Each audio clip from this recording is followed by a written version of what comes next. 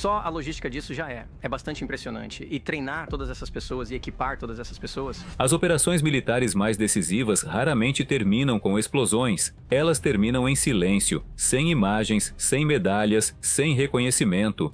Conflitos inteiros mudaram de rumo por causa de ações realizadas por pessoas que, oficialmente, nunca existiram. Para entender como as guerras modernas são moldadas dessa forma, é preciso primeiro compreender o campo de batalha que ninguém admite que exista.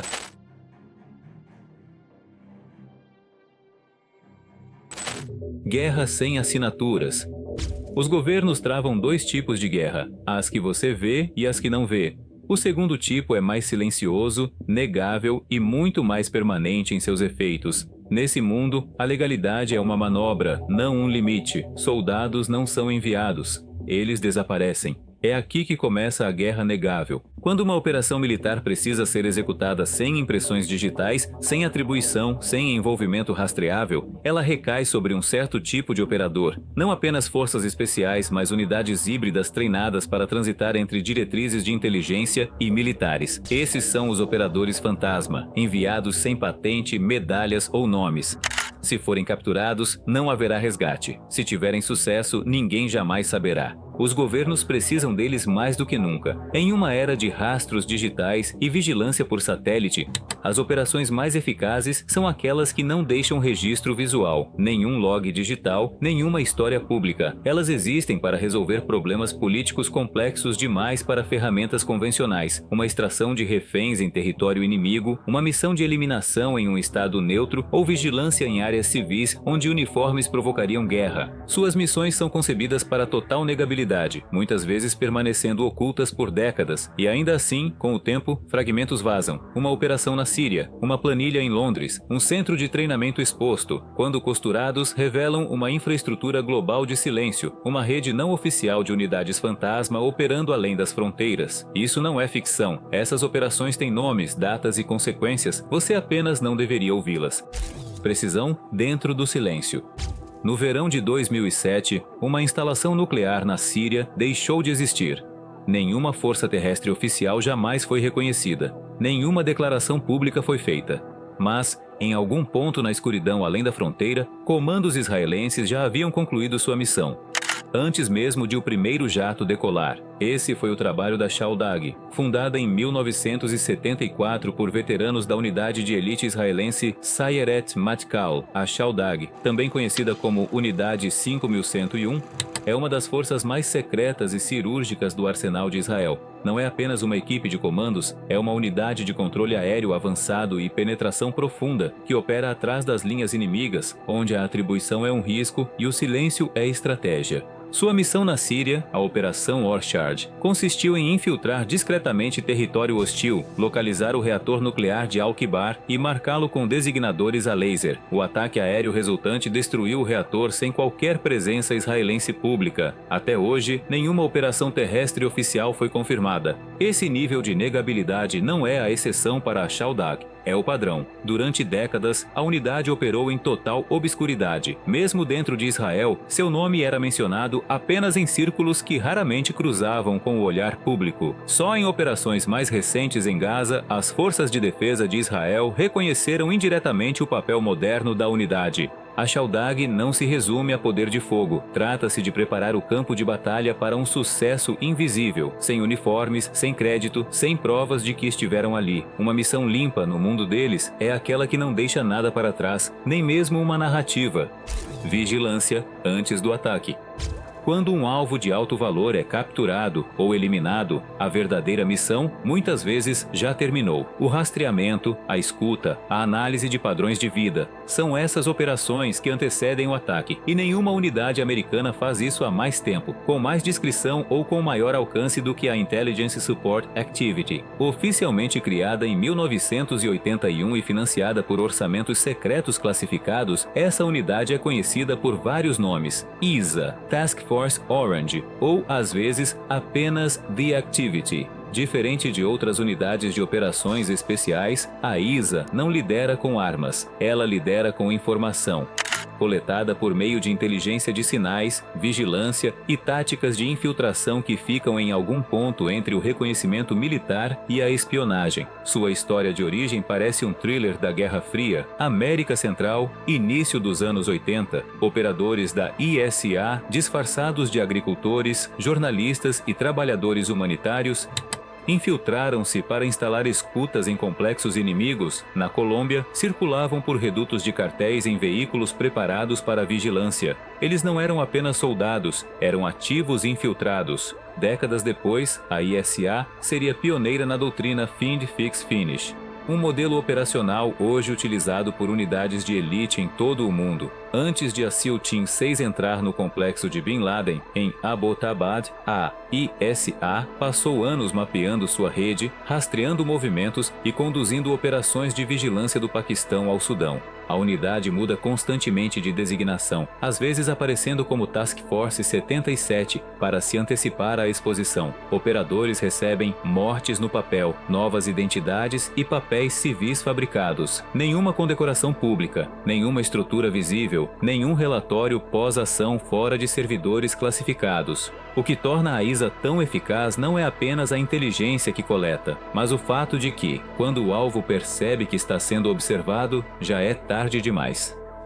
Treinamento para o impensável. Se uma missão dá errado para a maioria das unidades de elite, existe um plano de contingência, uma rota de fuga.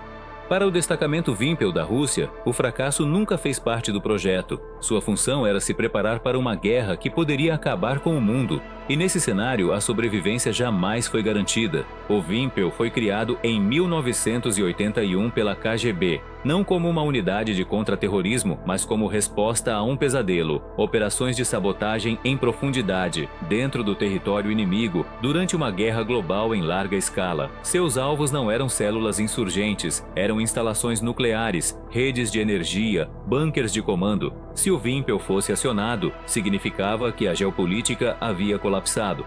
Seu treinamento reflete isso. Operadores do Vympel passam por um condicionamento conhecido como zoológico humano. Simulações de longo prazo em isolamento completo, projetadas para fragmentar a identidade e testar a resistência mental sob cobertura profunda. As missões são concebidas para durar meses até anos, com total assimilação à vida civil. E ainda assim, o Vympel atuou no presente. Em 2004, durante o cerco à escola de Beslan, a unidade foi mobilizada ao lado do Grupo Alpha. Os relatórios oficiais mencionam atiradores de elite e equipes de invasão. Mas fontes internas sugerem algo mais: que o Vympel se preparou para cenários envolvendo gás nervoso e que seus snipers neutralizaram ameaças dentro de salas cheias de crianças. Esses detalhes foram minimizados, mas o impacto psicológico permanece. O que diferencia o Vympel não é apenas o conjunto de habilidades, é a mentalidade, treinados não para improvisar sob pressão, mas para operar em meio à catástrofe. Quando a diplomacia falha, quando a negabilidade deixa de importar, e quando a própria sobrevivência se torna descartável, é aí que o Vympel avança. Quando o sigilo se rompe, durante anos foi apenas um rumor, uma história fantasma sussurrada em círculos de defesa, uma unidade britânica de elite que operava nas sombras do Emilus-6, nunca confirmada, nunca oficialmente nomeada. Então, em junho de 2021, o sigilo rachou, não por espionagem, mas por uma planilha. Um arquivo do Ministério da Defesa do Reino Unido, deixado sem criptografia, listava promoções de 1.182 soldados. Entre as colunas aparecia 22 SAS e SQN. Foi a primeira menção concreta e inegável de uma unidade há muito considerada fictícia, o E-Squadron.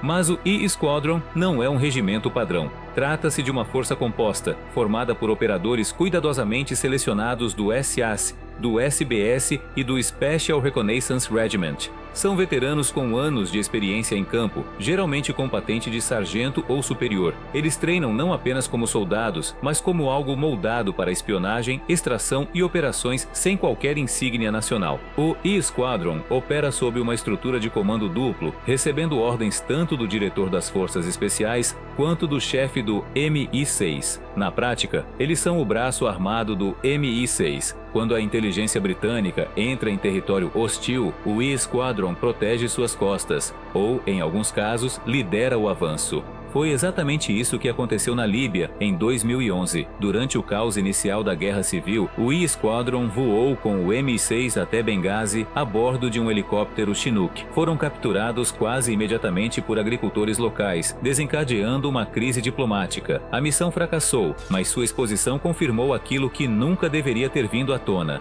A maior vulnerabilidade do E-Squadron não é o fogo inimigo, é a burocracia.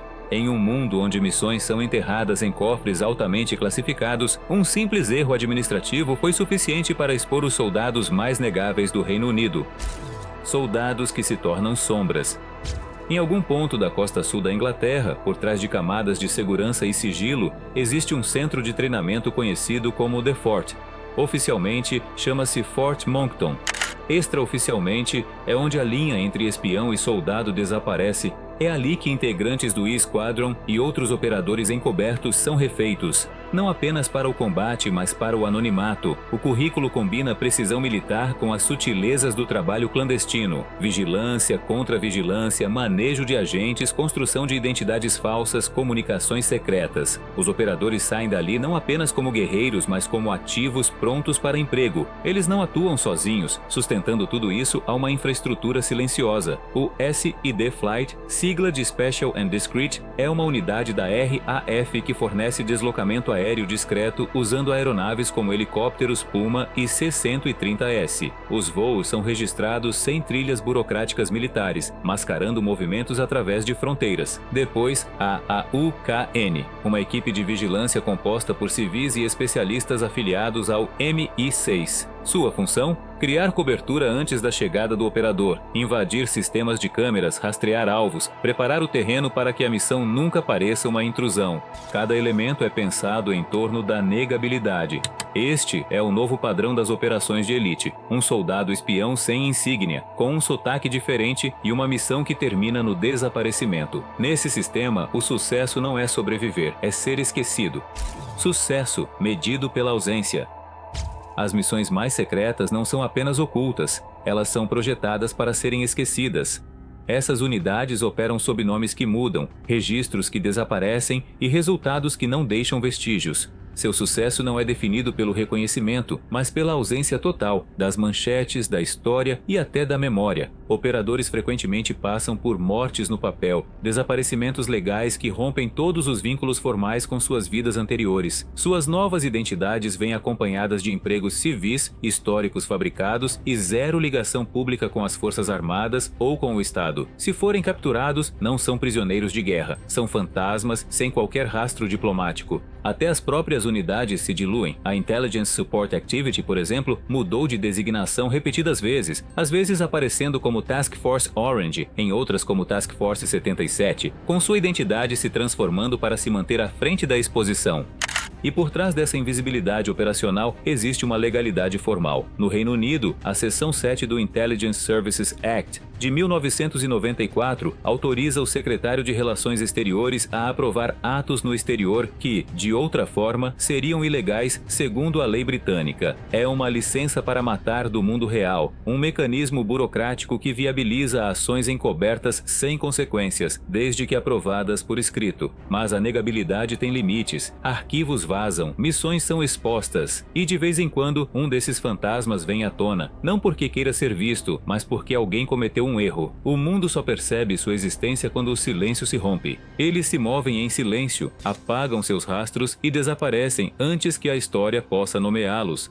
Mas até as sombras geram consequências. Quantas guerras foram moldadas por fantasmas que jamais veremos? Se você ainda está assistindo, agora faz parte disso. Inscreva-se, deixe sua reflexão e mantenha a curiosidade. A caçada continua.